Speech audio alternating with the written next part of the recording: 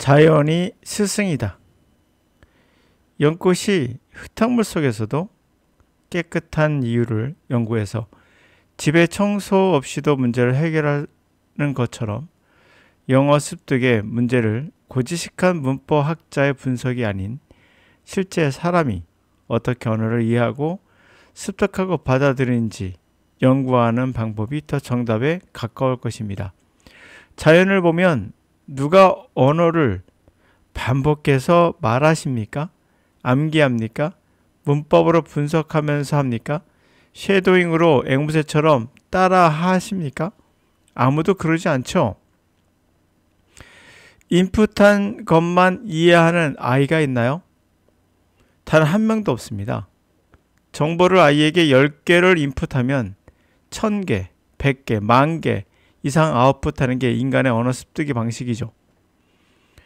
영어를 인지적 관점에서 이해 가능한 인풋이라고 말하는 분들이 꽤 있죠. 컴프레hensive 인풋이라는데요. 이라고 정의하는 것은 위험한 생각입니다. 이 생각 때문에 결국에 영어를 학습이라고 말하는 오류를 범할 수 있거든요. 영어는 인풋을 넘어서 무의식, 잠재의식으로 그냥 아는 겁니다. 이건 유전적으로 우리가 하는 능력이에요. 유전의 능력이지 학습이 아닙니다. 자, 예를 들어서 우리가 가볍게 생각해보면 입력이란 말의 입자란 데는 안으로의 뜻이죠. 우리나라 한자어로서 안으로 들어간다는 거예요. 이란 말도 안이란 뜻이에요. 우리가 영어라는 것과 한글이 다름에도 불구하고 우리는 머리 안이란 말에 동일한 개념을 쓰고 있다는 걸 그냥 알 수 있어요. 만약에 저 우주에 외계인이 온다면 입력이란 말이 무슨 말인지 모를 수도 있어요. 이것은 언어가 갖고 있는 공통된 어떠한 겁니다. 우리가 입력이라고 말할 때, 인풋이라고 말할 때 그냥 이해가 되는 것은 단순한 문화적 배경도 아니며 그냥 아는 겁니다. 우리가 안으로 들어간다는 것과 그들도 안으로 들어간다는 개념은 같은 머릿속에서 시뮬레이션 되고 있다는 걸 보여주는 증거 중에 하나예요. 그래서 영어로 어떤 말을 하더라도 우리가 쉽게 이해할 수 있는 것은 같은 그러한 시뮬레이션을 하고 있기 때문인 거죠. 자, lotus plant, 연꽃은 white water lily, 하얀색 수련이라고 하는데요. 이것은 grows in the dirty, 더러운 muddy bottom, 진흙그런 바닥에 lake, 호수나 폰, 연못에서 성장하죠. Yet despite this, 그럼에도 불구하고 its leaves, 그 잎사귀는 always clean, 항상 깨끗합니다. That's because, 왜냐하면 whenever the smallest particle of dust, 먼지의 조그만 입자가 lands on the plant, 식물에 안착하게 될 때마다 그것은 immediately, 즉시 wave, lip,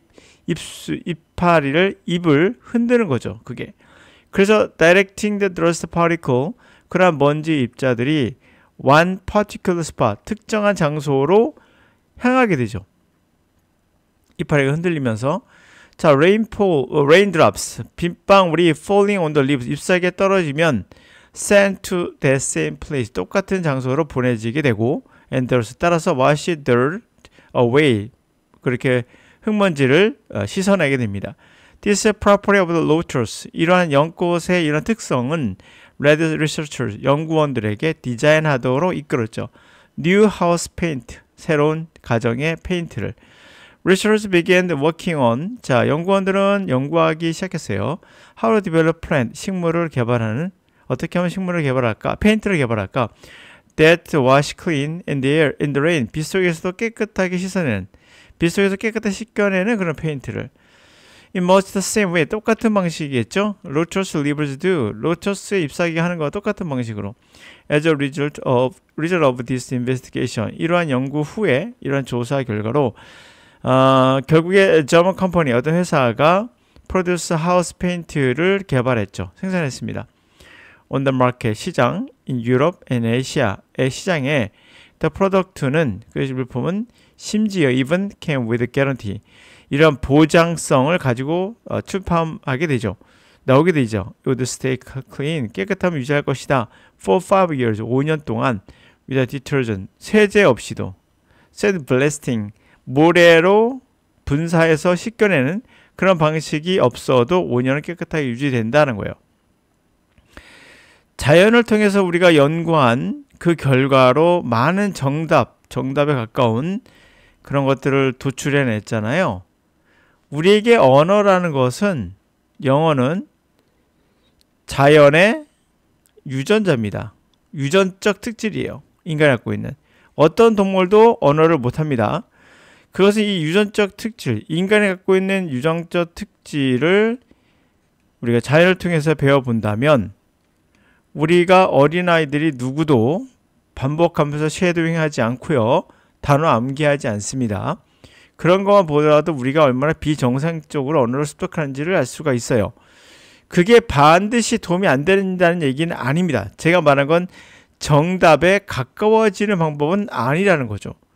정답에 가까운 것은 분명 자연을 통해서 우리가 뭔가 있다는 것을 알고 어떻게 학습이 되고 있는 것을 우리가 연구할 필요가 있는 거죠. 그랬더니 그 연구 결과 인풋이 인지적으로 들어가서 이것이 나오는 것이 아닌 아웃풋이 아니더라라는 거예요. 그것을 연구해서 나온 결과들이 바로 노암 촘스키 이야기죠.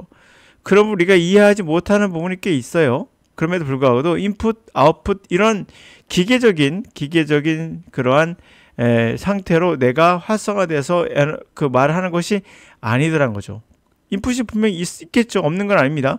이것을 좀 자극이라 말하는데 이런 자극이 있어야지만 활성화되는 건 맞아요. 그러나 이런 거죠. 어떤 기계가 있고 A를 넣었더니 얘가 A, B, C가 나온다는 얘기긴 인풋과 아웃풋이란 개념으로 적용하기에는 문제가 있죠. 인풋과 아웃풋이란 말은 A가 들어가면 A가 나와야 되는 거예요. 암기를 통해서. 근데 그게 아니란 거죠. A를 넣었더니 애가 A, B, C가 나오는 겁니다. 그게 대표적인 케이스가 뭐가 있을까요? 안녕하세요 라는 말이 우리 어떻게 말하죠? 안녕하세요. 안녕하세요. 거의 들리지 않죠. 요자도요. 안녕하세요에서 하자가 들리죠. 안녕하세요. 하자 안 들립니다. 제가 말했을 때. 또는 그런데라 할 때도 근데라고 하죠. 이것은 그런데라고 배웠어도 근데라고 발음합니다. A를 넣었더니 A뿐만 아니라 A와 비슷한 A 다시가 나온 거예요. 또는 A 다시 나오죠. 그렇게 언어는 우리가 생각하는 것보다도 발음도 다양하게 나오게 됩니다. 이거는 의도한 게 아니에요. 그냥 하다 보니까 자연스럽게 나오게 된 겁니다. 이거는 그래서 인풋과 아웃풋이라 말할 수 없는 거예요. 근데 여러분 발음은 어떻게 배우죠? A, A1, A2, A3 이렇게 배웁니다. 다시 말하면 뭡니까? 다 암기하는 겁니다. 이거는 정확한 방법이 아닌 걸 우리는 직감적으로 알 수가 있어요.